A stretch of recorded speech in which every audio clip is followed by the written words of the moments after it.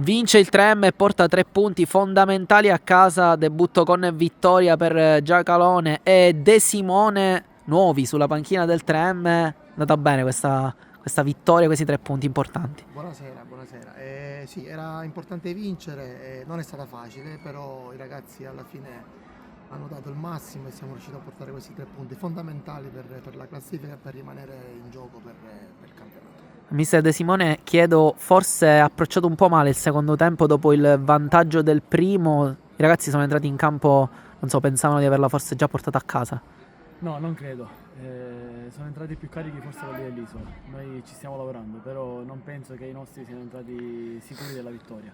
Anzi, ci dobbiamo ancora riabituare al sintetico e il tutto, però mancava tanto tempo e siamo riusciti, facendo qualche aggiustamento, a portare la partita a casa, che era l'unica cosa che importava. La risposta è stata importante con il ribaltamento della partita da 4-2 a 5-4. Ringraziamo Mister Giacalone e Mister De Simone e li salutiamo.